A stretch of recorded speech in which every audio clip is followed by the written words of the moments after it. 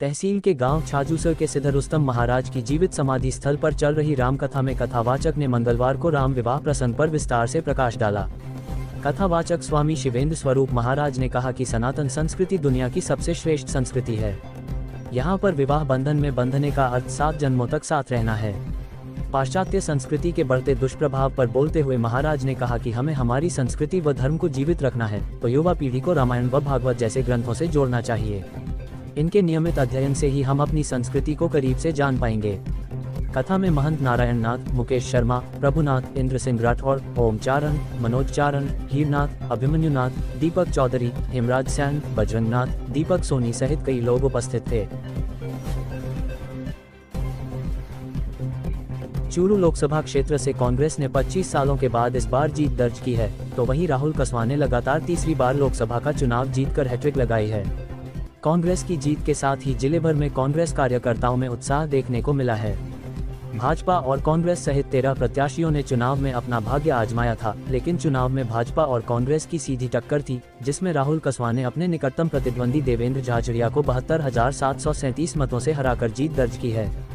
जहां झाझड़िया को 6,55,474 मत मिले, वहीं कसवा को 7,28,211 वोट मिले हैं। कसवा की जीत के साथ ही कार्यकर्ताओं ने खुशी का इजहार करते हुए पटाखे चलाए तथा डीजे बजाया। उल्लेखनीय रहे कि इस सीट पर पहले चरण में 19 अप्रैल को मतदान हुआ था, जिसमें 56.58% मतदाताओं ने अपने मत का प्रयोग किया था।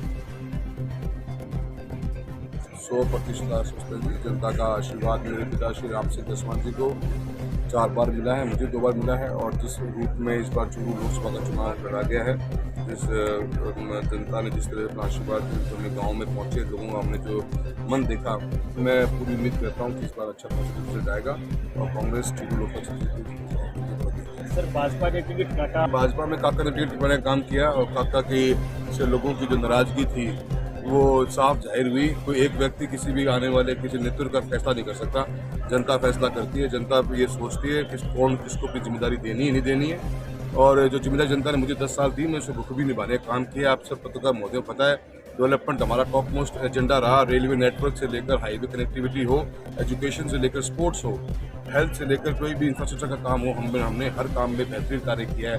आपने हमेशा उसके साक्षी रहे हो। इस सफर के अंदर 10 साल में एक व्यक्ति खाज होगी, वो खाज मिटाने का काम जनता करेगी। चुनाव में वो व्यक्ति ने आगे सबको भ्रमित कर दिया, पार्टी छोड़ी नहीं की, पार्टी से निकाला गया था, निकलवाने का काम काका ने किया। जनता जवाब दे रही है इस बार, मुझे पूरी उम्मीद है।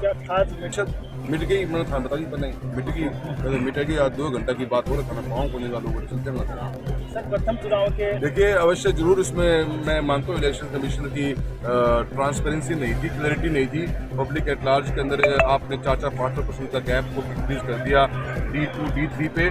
डे 2 डे 3 जो हमारा पोलिंग डेज होता है वो बिल्कुल एक बहुत बर्निंग इशू था पब्लिक एट लार्ज में। आज भी कार्यकर्ता पूछते थे ऐसा क्यों हुआ है, इतना बड़ा जंप क्यों हुआ। ये जो इलेक्शन कमिश्नर का कमीशन है जो उसका फेलियर है, मैं मानता हूँ उनको बोलना चाहिए था और पब्लिक एट लार्ज को कन्विंस करना चाहिए था ऑन टॉप प्रायोरिटी के ऊपर, क्योंकि D2 D3 का जो कॉन्सेप्ट है उस कॉन्सेप्ट को पब्लिक एट को पता ही नहीं है। तो आपने एक फिगर दे दिया रात को, जिस दिन पोलिंग हुई, फिर 2 दिन बाद आप फिगर रख दे रहे हो, जरूर लोगों के मन में भ्रम पैदा हुआ है। देखिए मैं ये मानता हूँ कि चूरू के अंदर जनता का मन बना हुआ है और बहुत पॉजिटिव वेव चलेगी। चूरू लोकसभा क्षेत्र से जो जीत निकलेगी, हम मानते हैं कि शेखावटी बेल्ट में पूरे नॉर्थ और नॉर्थ वेस्ट राजस्थान के अंदर अच्छा इम्पैक्ट देखने को मिलेगा।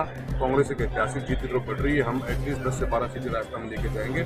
और जो ऐसे लोग बैठे हुए जो आज भी एक नेगेटिव मानसिकता, जिन्होंने कभी डेवलपमेंट को अपना एजेंडा नहीं बनाया, बड़ी बड़ी बातें मारते हैं, खुद जयचंद का काम करते हैं, और लोगों में अभी भी देखना, अभी चुनाव के बाद में भाजपा भी पीछे बच गई है, उन सब में कितने जयचंद और निकाल के लेंगे, काका जी निकाल के लेके आएंगे।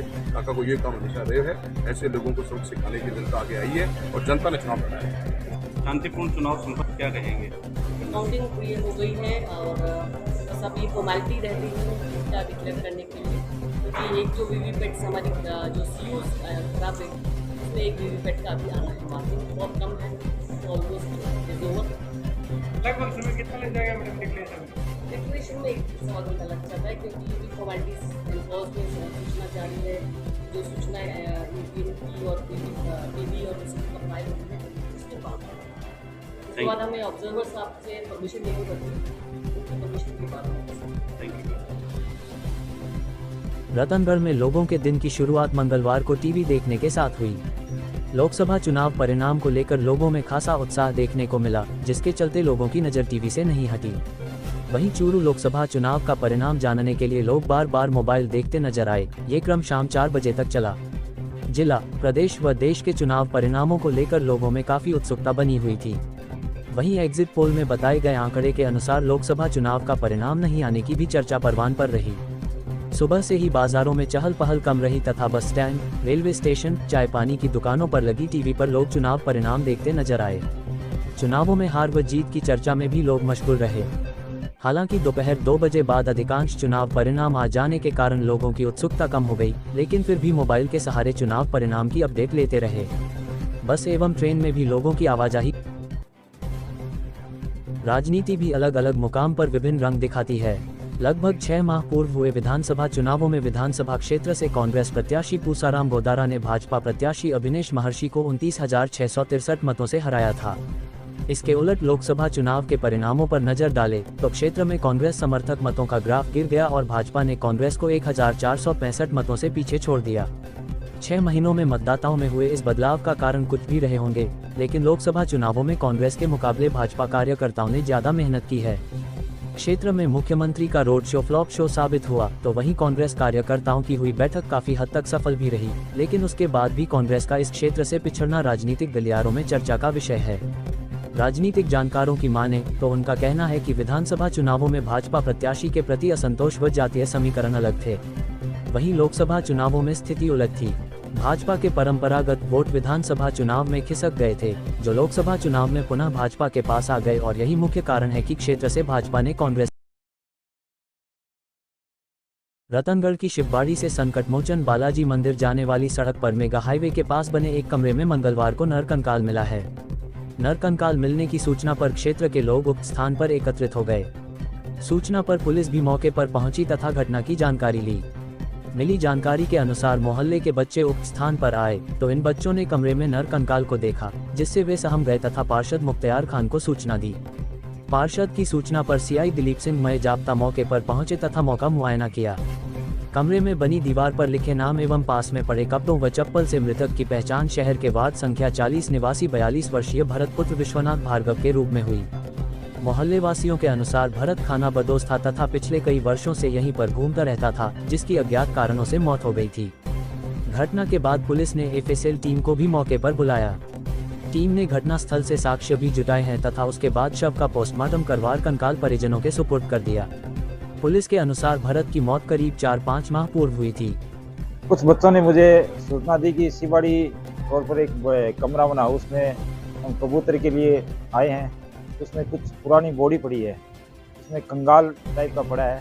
तो मैंने तुरंत उसकी सूचना पुलिस को दी। तुरंत पुलिस और हम मौके पर आए और देखा तो वहाँ कंकाल पड़ा हुआ था। वहाँ एक खिड़की पर नाम लिखा था भरत कुमार भार्गव। तो हमें पता चला कि ये बॉडी भरत कुमार भार्गव की है। फिर उसके घर वालों को हमने सूचना दी तो कंफर्म हो गया कि ये कोई थोड़ा मेंटल डिस्टर्ब था और काफ़ी सालों से यहाँ घूम रहा था सड़कों पर, और घर वालों से कंफर्म हो गया ये बॉडी भरत कुमार भार्गव की है। अपने गांव से करीब 20 किलोमीटर दूर स्थित शमशान घाट में बनी कुंड में सोमवार को डूबने से युवक की मौत हो गई। सूचना पर पुलिस मौके पर पहुंची तथा शव को जिला अस्पताल की मोर्चरी में रखवाया है। मिली जानकारी के अनुसार तहसील के गांव जांदवा में स्थित शमशान भूमि परिसर में लगे पेड़ पौधों में पानी डालने के लिए गांव का एक व्यक्ति जब वहां पहुंचा तो कुंड पर चंपल व कुछ कागजात मिले। घटना की सूचना भाजपा नेता गिरधारी लाल खीचड़ को दी तो वे मौके पर पहुंचे। कुंड में शव होने पर घटना से पुलिस को अवगत करवाया, जिस पर एएसआई गिरधारी सिंह मय जाप्ता मौके पर पहुंचे तथा ग्रामीणों की मदद से शव को कुंड से बाहर निकलवाया। मृतक की पहचान तहसील के गांव दाऊदसर निवासी 25 वर्षीय मोतीलाल पुत्र कालूराम जाट के रूप में हुई, जिस पर परिजनों से संपर्क कर मौके पर बुलाया गया। पुलिस ने शव को जिला अस्पताल की मोर्चरी में रखवाया है, जहां पर मंगलवार को मृतक के रिश्ते में भाई विजेंद्र पुत्र ईश्वरलाल जाट निवासी दाऊदसर की रिपोर्ट पर मर्ग दर्ज कर लाश का पोस्टमार्टम करवाकर शव अंतिम संस्कार के लिए परिजनों के सुपुर्द कर दिया। विजेंद्र ने रिपोर्ट में लिखा है कि उसका भाई मोतीलाल मानसिक रूप से बीमार था। चूरू लोकसभा क्षेत्र में विधानसभा वार चुनाव परिणामों पर नजर डाले तो नौहर विधानसभा क्षेत्र में राहुल कसवां को 1,02,712 तथा देवेंद्र झाझड़िया को 85,398, सादुलपुर में कांग्रेस को 92,971 तथा भाजपा को 67,334, सरदार शहर में कांग्रेस को 92,644 व भाजपा को 80,360, रतनगढ़ में कांग्रेस को 79,535 व भाजपा को 81,000, भादरा में कांग्रेस को 87,723 व भाजपा को 92,233, तारानगर में कांग्रेस को 89,783 व भाजपा को 8,635, चूरू में कांग्रेस को 89,978 व भाजपा को 73,026, सुजानगढ़ विधानसभा क्षेत्र में कांग्रेस प्रत्याशी को 83,996 मत तथा भाजपा प्रत्याशी को 82,206 मत मिले हैं।